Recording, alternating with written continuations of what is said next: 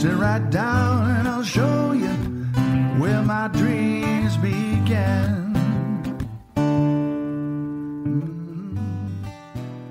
I'm Michael Dugan, your culinary host, guiding you through the chef's journey.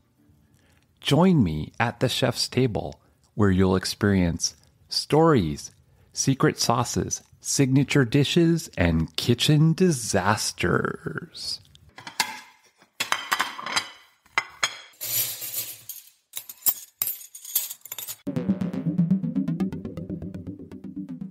Welcome back. In part 2, we will learn about how Chef Gunawan's unexpected success in competitions led to an amazing career as both a head chef and a pastry chef, and then on to new roles as competition judge, masterclass instructor, and brand ambassador.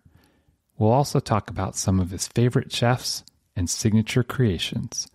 Let's reconnect now with Chef Gunawan. Let's move forward a little bit further to 2016 because I'm so curious about the Savoir Hall of Fame award. So it's a Pâtissier of the Year, 2016 in Sydney. So I'm competing against 30 other pâtissiers from around the world. But during that time, because it's the first one and very new, so mostly the competitor are from Australia, Sydney, Melbourne, from all these big establishments in Sydney and Melbourne. And I'm the only one from South Australia, which is Adelaide. I'm competing in that competition with all the pâtissiers to fight for Pâtissier of the Year 2016. I made a terrarium tart. So my idea was a garden inside a glass dome, which is I call terrarium tart, but it's all edible because the glass dome is actually made of sugar. Oh, the dome itself is made of sugar? Correct. Oh my gosh. Wow. And you need to crack through it to eat the whole thing. So it's, another experience. When you see it, it's like, wow. But then what? I need to smash through it to eat, that's giving you another experience after. And then I made polenta eclair. Polenta eclair, basically inside the eclair, I put some polenta as well. So it gives some grainy bits when you bite through. And I improvised my tom yum macarons into the next level. So I made tom yum macaron again. But this time I actually made tom yum ganache with lime jelly and also popping candy. What is popping candy? This popping candy is when it's touch moisture, basically when you put in your mouth, it just pop in your mouth. I'm not sure how they call it in America, but in Australia we call it popping candy. Interesting. We Pop Rocks, but it's from a long time. Yes, that's the Pop Rocks. Yes, yes. When the judge is eating it, right? Oh, I'm in Thailand, and then suddenly the popping candy start popping. You feel like you're somewhere else. I don't know where am I, and then suddenly it came back to Thailand again. So it's just giving different experience. The awards I get is People Choice Award for the terrarium tart. So the tarts category. So I won the best tarts category for People Choice Award. And you competed with all these chefs. Among 30. I don't even look at my competitors. How I stay positive is because I just want to do it. I want to prove. I want to show the world what I can do and what I'm doing, because everyone else doing, salted caramel macaroon or something like that. But I want to show the world this is who I am. That's really tremendous, and congratulations. Did anything happen after that? It changed. I get a lot of different job offer. Okay. From Sydney, from Melbourne, but I still want to stay in Adelaide. So I stay in Adelaide and work through. I got an offer in fine dining restaurant as a chef de partie. After I get the whole pastry section, I need to change the whole menu in 2 weeks. Basically, I just get into the job and I have to change the whole dessert menu in 2 weeks. In 2 weeks, and what was the name of the restaurant? Hill of Grace. I made it. We changed it. Most of the customer loved it. Every board director loved the dessert proposal, and they say, "Can you do it next week?" So the first week when I came in, I straight away changed all the menu, and then on the Friday before the weekend, board director came and tried the dessert, and they say, "I want this on the menu next week." I was like, no, I can't, because when I do trial, I only do, like maybe 10. I'm not sure if you like it, right? So I just do in a small amount, small batches. And they're like, can we put this on the next opening day next week on Tuesday? I was like, no, I need one more week. Felt like, wow, I'm happy that they actually approve and they want it straight away. I'm flattered, but I don't have the time. Right. Can't do it. Yes. You have to be creative very quickly. Yes. Yeah. So then that changed. I work in different hotel and then keep moving on. The first thing, so I've learned cooking and I've learned pastry. I'm not being biased, but I felt like by having the basic in pastry, it helps, because pastry is very strict, as in like 2 grams has to be 2 grams. Yep. 5 grams has to be 5 grams. Where cooking, if you not have enough salt, you can always add the salt after. Cook them enough, you can still cook it longer. You know what I mean? Cake, if you forgot your sugar, you can't add more sugar after. Right. If you pull it out too early, you can't just put it back after it get cold. It just doesn't work that way. So it's, if you say 30 minutes, you're gonna go for 30 minutes. But with cooking, with pastry, it's different. So when I go into savory stuff, it's just, I think, a fast track. You learn quicker because you have that discipline in pastry. I'm just being biased. I guess everyone, it's different. That makes sense. And the precision. I think you need more precision in baking, but still, if you have the precision, you can apply it into cooking. Correct. That's tremendous. Yeah. Why I'm talking about savory, even though, I just love doing pastry. This is what I want to share with the audience. It's when I was a sous chef pastry in a hotel, I was being controlled a lot by the executive chef. Being in some hotel, they like to purchase or buy products from outside because it's a smaller working area, or we don't have enough staff, or for some reason it's cheaper to buy products from outside. It just doesn't help my passion. I love to create new things. The chef always deny my proposal. I said, instead of putting the tiramisu on the glass, I can show you 3 different ways of doing the tiramisu. You can do plated tiramisu, you can do a set tiramisu, or you can do different things, right? Right. But she straight away said no. And that's when I realized that I don't want to waste my time. I want to keep creating. I resigned, and I'm thinking, how am I going to have a power to do my own dessert? Mm-hmm. I landed a job in 2nd and 6th as a head chef doing savory. Okay. I sell the savory. I cook the steak. I do, carpaccio and pasta. I do a lot of different things. And then I train my staff. And then they're able to run the savory section.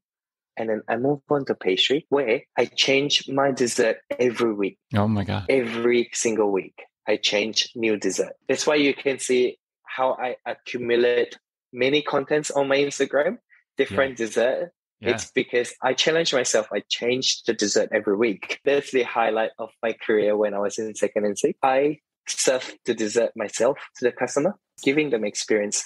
So it's great because it goes back to your past when you explained to us how passionate you were about being in the front of the house. And also, think about this. The customer felt special. They felt like a VIP because the chef personally come to them. What happened? The next week, I see the same face bringing different friends because, they want to impress their friends. You know what? The next week, I see their friends bringing more friends coming in. And it's like a snowball. From 1 person become 4 person, 4 person become 16, 16 become more. They always do it on Instagram. From the Instagram, there is more rich people coming in. Okay. Wow. But again, with Instagram, sometimes they want the same thing, right? Hey, I saw this last week. I was like, sorry, we have new menu now. Yeah. And what did you do after 2nd and 6th?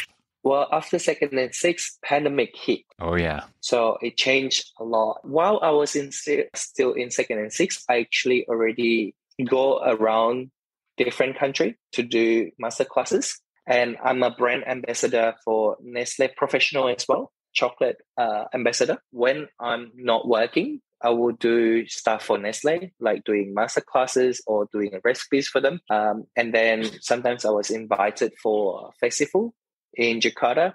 So I came to judge the competition or doing cooking classes. So I really loved the time before pandemic because I get paid for traveling. You know what I mean? I was involved in Australian Culinary Federation as well. And I'm an accredited chef judge. So I can judge cooking competition in Adelaide, South Australia. What do you like so much about being a judge? First, I guess you are inspired by all the competitors' products. You learn different things. And that's what I love about judging, you know, getting to see them. Not about judging how bad it is or whatever, but it's about getting more knowledge, gain more skills. You see, oh, this is different skills. Because look, I'm not a god. I'm not a really, really amazing chef. I accumulate my experience by learning from different people as well. Sure. Because I don't live 100 years to gain all this experience, right? I need to see different technique, different flavor combination from different people. Which do you enjoy more, competing or judging? I guess competing, because judging, you sort of like being judged by other judges as well, the marks and things. But if you actually have different marks, everyone will ask you if you offer 10% or below 10% from everyone else, then people will question you. Why? And you sort of like, oh, it's because this is what I see. This person doing cross-contamination. That's why I cut the mark. That's why it's different. They agree. They will follow my marks as well. But sometimes, you know, there is a pressure in it. I see. Because palate, everyone has different palates as well. How do you judge? That's got to be challenging. You're right. Your tastes are very different. Like something more sweet or more savory. And so when you're judging, you're probably... Exactly. I can see that. I can definitely see that. You judge on technique too, I'm sure. What are you doing now? What's going on with you now? At the moment, I'm a consultant. So I do create menu for a restaurant, train the staff, and then I leave. And also at the moment, I'm traveling in Indonesia. So in Indonesia, I'm most probably going to do classes all around. But at the moment, you know, I'm just taking a little break. You know, we're in 2016, 2018, 2020, pandemic hit and changed things. But right now, I think you're teaching, right? Yes, correct. 2020, I was running an Italian restaurant as a head chef. But with pandemic, it's up and down, you know. Right. In a matter of time, there is 7 cases and my state just locked down for 7 days. Oh. And then we go back to 0 again. So it's sort of like very tiring in the hospitality industry because sometimes they just allow 10 customers in the restaurant. How are you going to make money? You know what I mean? But again, I understand it's the protocol that after everything going well, I'm thinking like, I want to get out from the hospitality industry because I want to share my skills, my knowledge, what I know. I found there is a school looking for chef who teach. During that time, I found cooking school because they're asking for helps because a chef sick need to go to surgery or something. It's a school holiday. It's fully booked class. And they just asking for chef to help. It's like, hey, I'm offering myself because I've been teaching professionally, college and also teaching chefs on dessert. And I think, it will be the same. But honestly, I never teach kids before. That's what I said to the owner. And we had some interview and she was like, all right, let's try. So I get in and I do. I was like, wow, this is different. Teaching kids 6 years and above, a different experience, I would say. What do you like about teaching kids? What I like about kids, I mean, first they're very cute, right? Yeah. And when they cooking... I can hear it in your voice. when they cook, I guess when they finish the product, they're really, really satisfied or they're very proud about what they do. They always bring to their parents like, Mom, look what I do. And when they eat it, it was like, oh my God, this is the most delicious things I ever made. And that's the motivation that I get. Like, wow, either I'm a great teacher or they are just a great students. But I really love such young age, they learn how to cook. This is what we need, because I never been in kitchen before. When I go college, living on my own, I don't even know how to turn on stove. These kids know how to cook now, which is great. I don't want people to have my experience. I want them to have basic skills in life. Yeah, when I see them happy, it's just a new satisfaction for me because kids are very pure. If they don't like it, they don't like it. You know that you're doing a bad job. You know?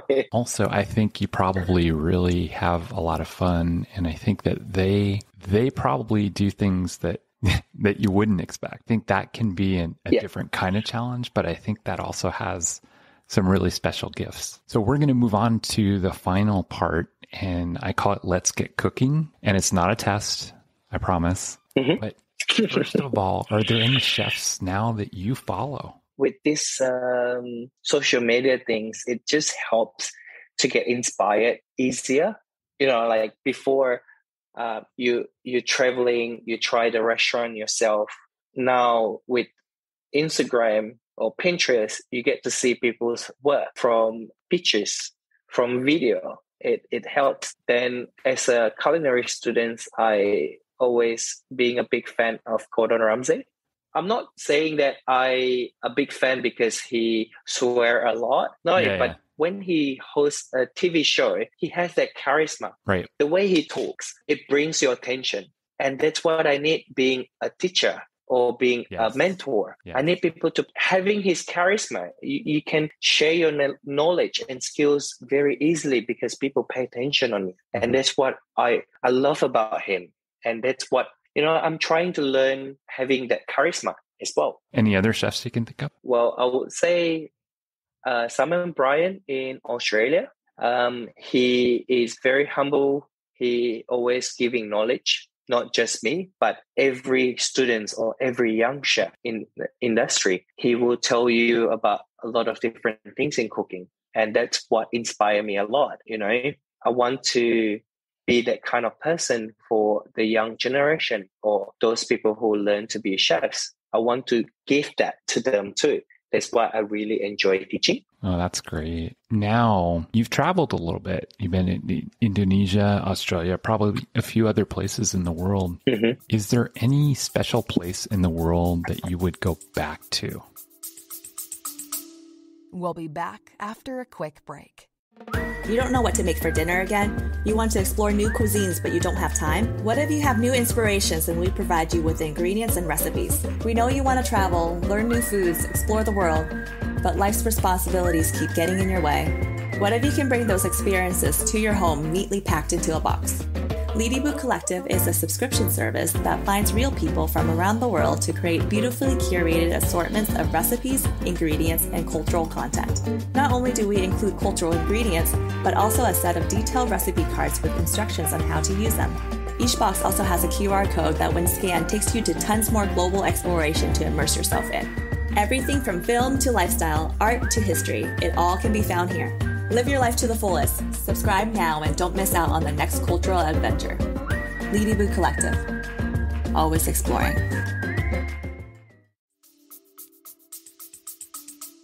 Well, I would say France. I went to France. In France, I just went to Paris and Toulouse, but I would want to explore different area. I came as a culinary student. I want to come back as a chef, see things differently. As a culinary student, when you eat something, you see different things. When you're being a chef, you actually looking at different things as well. I want to compare that. I want to go back and experience different things. Even though you go to the same restaurant, I want to experience different things. What restaurant would you go to?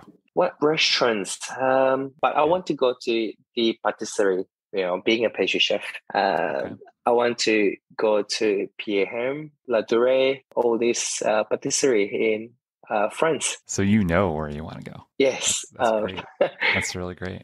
No, I just say because I need to learn or I need to experience those firsthand, not just looking or not just heard about them. I want to go there and experience. I mean, like macarons. I love making macarons, but I want to see French macaron, the real French macaron. You know what I mean? What would you say are your signature dishes?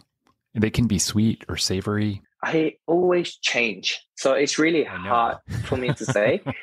But to me, I would say my forbidden tree. If you see, it's one of the It's actually featured in Le Cordon Bleu cookbook as well. It's a pot, and then there is a tree and a fairy floss on top, a cotton candy. Have you seen that on my Instagram? I'm looking at your Instagram right now, but I think I have seen it.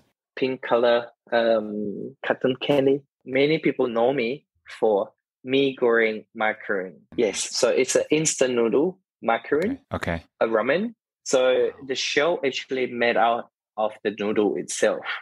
And the filling is actually all the flavoring from the noodle. So when you bite through, you feel like you're eating that noodles. But it's macaron. Yeah. Wow. Okay. So that's another one. Any others? I think the highlights, something different that I made was the soy sauce ice cream. 2 minutes noodle inspired dessert. So I make sriracha custard as a base. So it's sweet but spicy. Sriracha custard. Yes. Sriracha custard. Wow. Okay. And then sesame cookies. And then a lime noodle. So it's a starch noodle. And I put lime in it and a bit sugar. And then I put soy sauce ice cream and a meringue with instant noodle crunch on it. Oh my gosh. So when you eat through, there is a big balance in there. Like, there is a tartness from the lime, and then there is a little bit spicy from the custard. And then, there is a little bit salty from the soy sauce ice cream. Do you believe soy sauce ice cream tastes like salted caramel? No. Try it. Try a little bit of soy sauce in the cream. It gives you the umami flavor. Oh my gosh. Don't put too much. Yeah. I use like soy, but you can just put a drop teaspoon of cream and try it. Okay. All right. I'll do that. Yeah, just something different. Bring your mind outside the box. You can play with foods with all the flavors. So one of my favorite questions to ask our chefs is, can you share any kitchen disaster that you've come across in your career? Well, I was chef at party in the fine dining restaurant before. It's not me, but I found one of my commis putting a bucket of ice, just right beside deep fryer. That was a big hazard. Lucky that I saw that and actually reported her to my head chef. Look, I'm not being nasty, but I don't want you to take this lightly. This is a very serious. I need you to know. Then I reported to head chef as well, and she got a warning. But she didn't. I think she take it personally. So she sort of like being upset with me. But again, look, I'm telling her face to face as well before I report it. I say, look, as your senior, I have to tell you this is really serious case. I have to report you for this. I actually tell her that I'm going to report her. I think funny. Any kitchen disaster. All right. I think this is funny things about teaching in class. That's even to me, teaching, it's about performance, right? It's not just teaching strict. You have to do this, but I love to put jokes. I love to give experience. If they are actually entertained, they learn better. That's what I believe. So in Australia, I get to meet a lot of different people, like, Italian, Spanish, French. So I learned the language as well. So one day I taught the kids on the modern Italian cooking. Before I do the briefing, I was like, buongiorno, everybody. Everybody's speaking Italiano here. And then everyone was like, no. And I was like, mi chiamo Antonio Guni. Sono Italiano and blah, blah, blah, And they thought I was Italian. Sure. If you see me straight away, my face is Asian. Like, you have the Asian face. Yeah. And then if I do that in an adult class, they just like, oh, yeah, right. And I was like, I know you guys have been wondering about my face. This is modern Italian face. And they just laugh, right? But with kids, they doesn't know better, right? They just believe in it. When I was teaching the class, because why I try to use the language, because it's just to give you experience. We are in Italy. We learn Italian cooking. Right. Even though I'm not Italian, but I've been mentored by Italian chef. And I'm very confident in what I'm doing. So I want you to have the experience in Italy as well by trying to speak like Italian. This is what funny. The kids actually asked me when I was halfway teaching, and I was like, Chef, are you born and raised in Italy? And I was just speechless. I was just laughing. And I went to the office and tell all my colleagues, you know what the kids just asked me? are you born and raised in Italy? And everyone laugh. See how pure kids are? I know, it's incredible. As we move on, is there any dish that you would take to a desert island? Like, what would your favorite dish? You couldn't live without it. I would say Indonesian nasi padang. So it's a rice from one of the area. It has gravy, it has bomb, a flavor bomb. And that's what I've been missing when I was in Australia. I always think about that food. If I come to Indonesia, I want that. Does it have seafood or anything like that, or what? They have a lot different seafood. They have meat or whatever. So it's like a rice, and then you have choices of protein. Oh, okay, got it. And then the gravy, of course, is the key. Correct. So as we say goodbye, do you have any special message for people around the world about cooking, becoming a chef, or anything that you want to share? I would say about following your passion. So I used to teach college, right? There is a 55 years old asking me, am I too late for being a chef?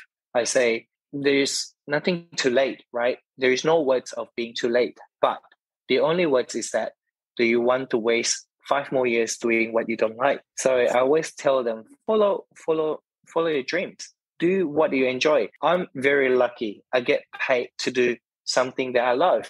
You know, to be honest, if I do it for free, I'm happy. I want to do it. Look, I get paid for doing it.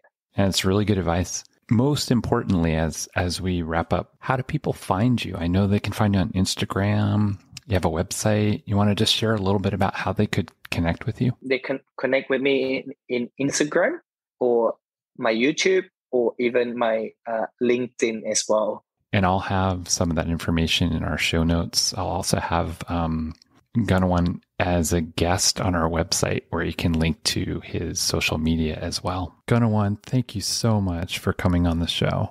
I know that you're really busy, and I just really appreciate connecting with you and having this conversation today. No, I'm the one who should thank you, Michael. I really love this because I wish that I could inspire more people because, you know, my ultimate goal is to be inspired by people who are inspired.